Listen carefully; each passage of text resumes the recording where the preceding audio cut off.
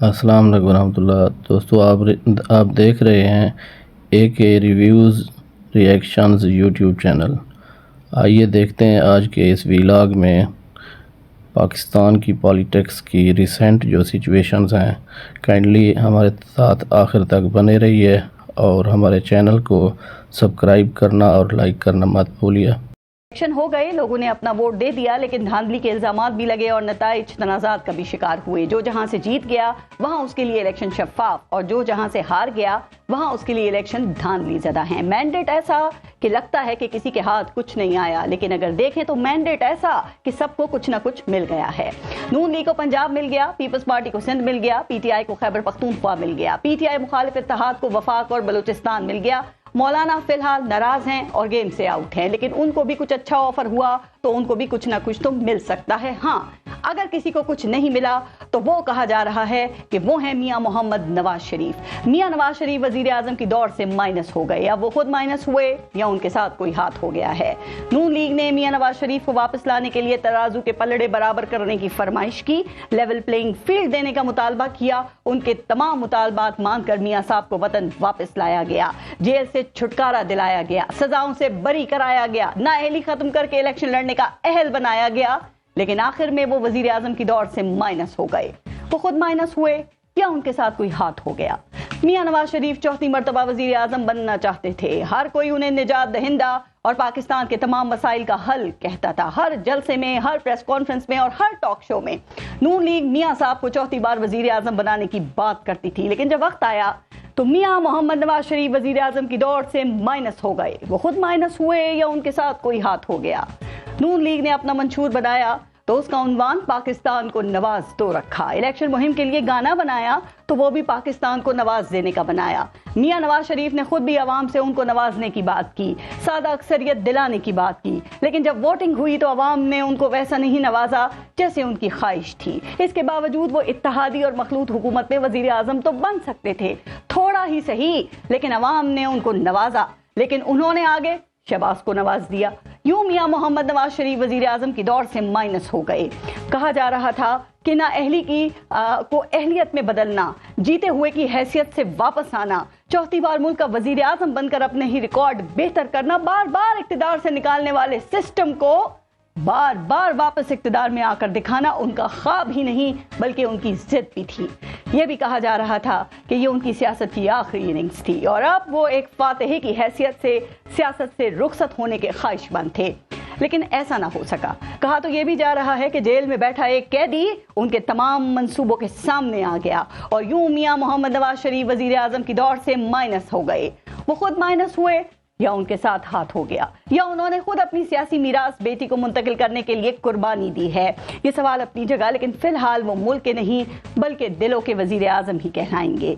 मियां मोहम्मद नवाज शरीफ खुद वजीर आजम नहीं बने या उनको किसी ने बतौर वजीर आजम कबूल ही नहीं किया। आज प्रोग्राम में इस पर भी बात करेंगे। आज प्रोग्राम के पहले हिस्से में हमारे साथ मौजूद हैं सीनियर तज्जियाकार हफीजुल्लाह नियाजी साहब। हमें सीनियर तज्जियाकार मजहर अब्बास साहब ने भी प्रोग्राम में ज्वाइन किया है। अस्सलाम वालेकुम, बहुत बहुत शुक्रिया आप दोनों का प्रोग्राम में शिरकत के लिए। एक ब्रेक पहले लेंगे, देखते रहिएगा न्यूज़ बीट। अच्छा नियाजी साहब, आप बहुत अरसे से मुख्तलिफ निज़ामों की बात कर रहे हैं कि पाकिस्तान में 36 किस्म के जो निज़ाम है उनका तजुर्बा हो चुका है और अब निज़ाम नंबर 37 जो है उसका वो नाफिज होने के लिए तैयार है। तो सर, आपको नहीं लगता कि जो निज़ाम नंबर 37 है वो मुकम्मल होने से पहले ही मुतनाज़ा हो गया है? ये जो इलेक्शंस हुए हैं इसका जो रिजल्ट है सर, इस पे तो हारने वाले भी रो रहे हैं और जीतने वाले भी रो रहे हैं, तो ये हुआ क्या है? मेरे ख्याल में दो बातें इसमें इसके साथ जुड़ी हुई हैं जी। एक बात तो यह है कि मैंने कहा जो निज़ाम नंबर 37 होगा वो वक्री टाइप का होगा, वो अपनी नौइयत का पहला निज़ाम होगा। तो मेरा ख्याल में उस लिहाज से आप देख लें कि ये पिछले किसी निज़ाम से नहीं मिलेगा। दूसरा, ये बात मैं बार बार दोहरा रहा हूँ कि जी आप इलेक्शन कराएंगे तो भी सत्यानाश और नहीं कराएंगे तो सब सत्यानाश।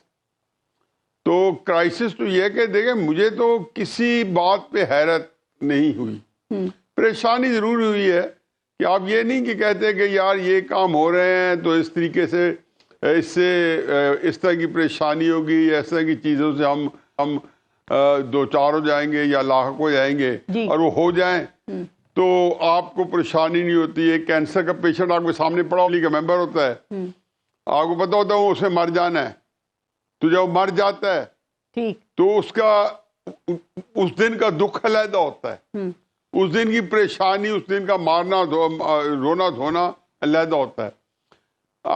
2-2.5 साल से मैं हैरान हूं कि कौन सी बात है जो अजीब हुई है इस मुल्क के अंदर। जब भी एस्टेब्लिशमेंट वर्सेस पॉलिटिशियन जो है जंग हुई है तो पाकिस्तान की पब्लिक ने सियासतदानों का साथ दिया है।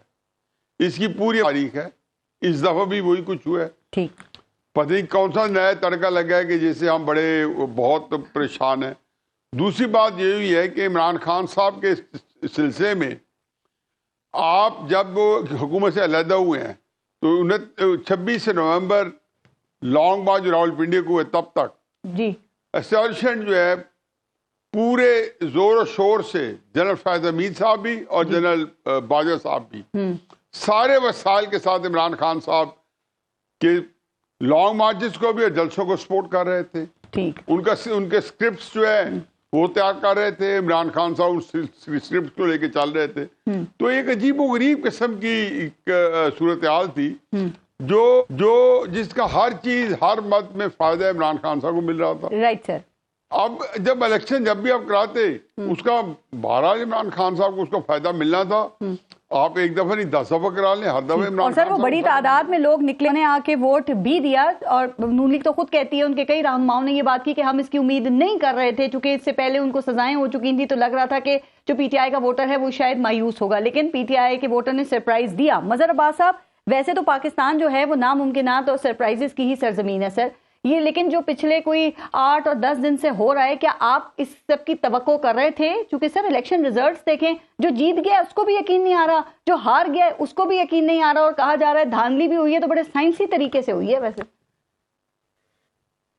शुक्रिया पारस। देखिए, पहले जो आपने अपने इब्तिदाइया में कहा कि नवाज शरीफ साहब जो है वो जाहिर सब यही समझ रहे थे जी, और यही डेवलप भी किया जा रहा था बाकायदा मुस्लिम लीग नून की तरफ से, दीगर लोगों की तरफ से, कि मियाँ नवाज शरीफ वापस आएंगे और वज़ीर आज़म बनेंगे।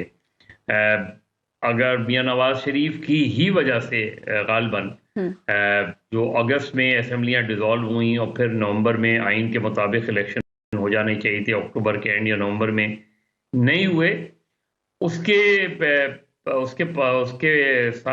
मसला भी यही था कि इस वजह से चीज़ें आगे बढ़ाई गई क्योंकि मियाँ नवाज शरीफ नहीं आए थे। अब मियाँ साहब आए, अक्टूबर में आए, उसके बाद लोग तवक्को कर रहे थे कि मियाँ नवाज शरीफ जो है कैंपेन शुरू करेंगे, अपने जलसे करेंगे, जुलूस करेंगे। एक ताख़ीर होती रही मियाँ नवाज शरीफ के उसमें, और फिर आखिरकार जो है जब वो हुए, पूरा जिस आपने भी कहा तो माफ कीजिएगा, पूरी कैंपेन का जो महवर था जी, वो मियाँ नवाज शरीफ थे, और ये था कि वो अगले मरतबा वज़ीर आज़म बनेंगे। चौथी बार वज़ीर आज़म की कई बार बात की गई, इश्तिहार का जो टाइटल वो भी यही था, नवाज शरीफ वज़ीर आज़म, बाकी सारी चीजें। जो हुआ देखिए वो बहुत ही गैर मामूली चीज थी। मैंने, न्याजी साहब ने मुझसे ज्यादा, लेकिन मैंने भी कम से कम 10 इलेक्शन कवर किए हैं जी। देखिए तो हमने अपने स्टूडेंट लाइफ में 70 का भी इलेक्शन देखा, 77 का देखा, लेकिन जो इलेक्शंस कवर किए हैं, आम इंतखाबात की बात कर रहा हूँ, वो 10 के करीब इलेक्शंस कवर किए हैं। ये जो वोटर था पहली मर्तबा, इस वोटर ने उन तमाम चीज़ों को निगेट किया जो रुकावटें उसके सामने खड़ी की गई, उसको वो पार करता रहा। और इसको मेरा ख्याल है एज ए डेमोक्रेट सबको देखना चाहिए, ये नहीं देखना चाहिए कि कौन किस पार्टी का था। चीज़ ये है कि उसने वो निकला, उसके सामने ना सिंबल था, ना निशान था, ना पार्टी थी, ना लीडर था। जो कैंडिडेट थे वो भी या तो अंडरग्राउंड थे या जेल से लड़ रहे थे, लेकिन वो निकला, उसने वोट दिया, और इंडिपेंडेंट जो कैंडिडेट्स थे वो सबसे ज्यादा तादाद में जीते।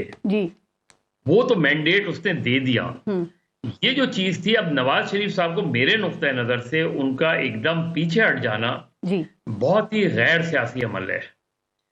क्योंकि आप एक ऐसी अगर सिचुएशन में फंस जाते हैं तो ये तो नहीं होता कि आप पीछे हट जाएं और आपने भाई को नॉमिनेट कर दिया, या तो आप भाई को पहले दिन नॉमिनेट करते। जी सर, आप वजीर आजम शहबाज शरीफ का जो है वो इश्तिहारात होते मुस्लिम लीग नून में, मुस्लिम लीग नून पूरी कैंपेन चलाती कि शहबाज शरीफ वजीर आजम होंगे और नवाज शरीफ उनका केस प्लीड करते।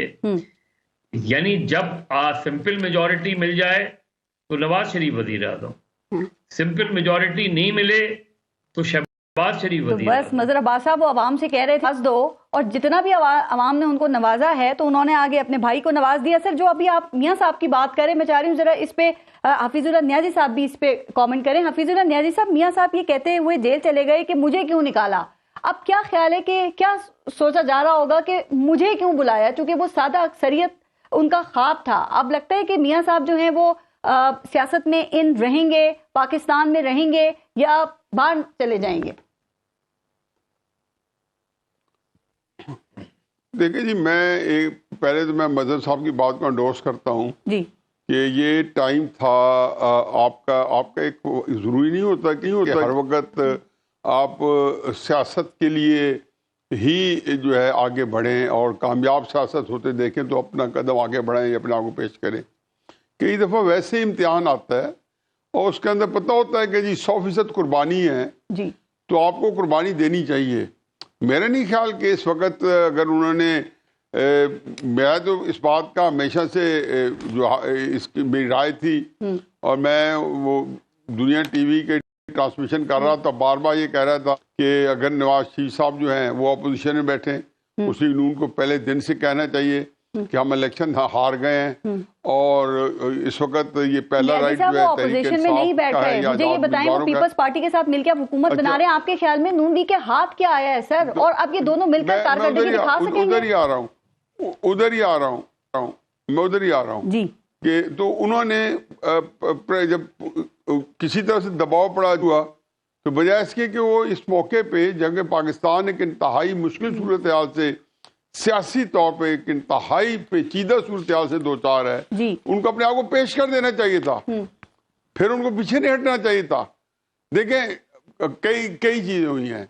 हमारी एस्टेब्लिशमेंट का जो तरीका है वो बड़ा अजीबोगरीब है। वो एक चीज को अचीव करते हैं तो वस के सिनेरियो सामने रखते हैं, ठीक, जब उनको पता चल जाता है कि ये चीज हमें हासिल करने में आसानी हो रही है तो वो जिस ओरिजिनल जो प्लान करते हैं और जो चीजें उनके पेश नजर होती है उसके अंदर वो एक मेक शिफ्ट अरेंजमेंट कर देते हैं, उसके अंदर तब्दीली ले आते हैं। ठीक, मसलन जब नवाज शरीफ साहब जब आ रहे थे तो उनको ये तासर दिया गया, ये तासर एस्टेब्लिशमेंट के ज़हन में भी था तो आगे ना से वफाकी हुकूमत से संभालेंगे, चारों सूबों की हुकूमत उन्हें मिलनी थी। पीपल्स पार्टी को सिंध अपने हाथ से नजर आ रहा था। 4-5 महीने पहले बिलावल साहब की तकरीर सुन लें और जिस तरीके से फिर उसके बाद आपने देखा कि कितनी तब्दीलियां हैं कि सरफराज बुकरी साहब को शामिल किया गया, कदूस मजंजर साहब को शामिल किया गया, फैसल वावड़ा साहब को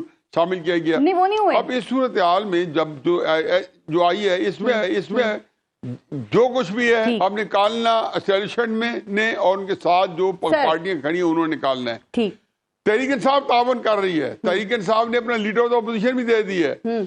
उन्होंने हकीकत ये है कि तहरीक इंसाफ का जो रोल है मैं उसको अप्रिशिएट कर रहा हूँ। उन्होंने वजीर आला भी दे दी है, जबकि अगर वो चाहते तो एक ट्राई कर सकते थे कि मुल्क में खलकशार और इंतशार को बढ़ा सकते।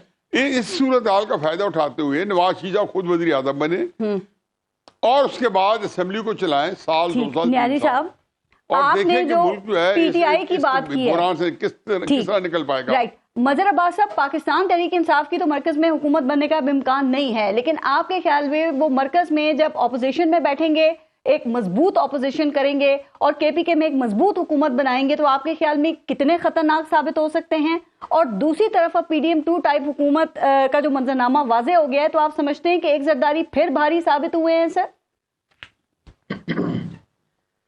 देखिए, पहली चीज तो मैं जो नियाज़ी साहब कह रहे हैं उससे एग्री करता हूं। देखिए, नवाज शरीफ साहब को मेरे नुक्ता नजर से तो यही तो वक्त होता है। ये थोड़ी होता है कि आपको पकी पकाई मिल जाए तो आप वजीर आजम बन जाएं, और अगर पकी पकाई नहीं हो तो आप किसी और को सामने कर दें। आप 2000 में भी आप ऐसे ही चले गए थे बाहर। अगर खड़े होते लड़ते तो मेरा ख्याल है मुस्लिम लीग आज बहुत मुख्तलिफ पार्टी होती।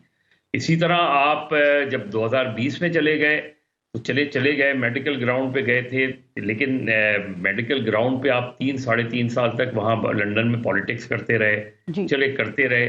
आपने रियलाइज नहीं किया कि ग्राउंड पे जो पंजाब में वो ग्राउंड आप लूज कर रहे हैं।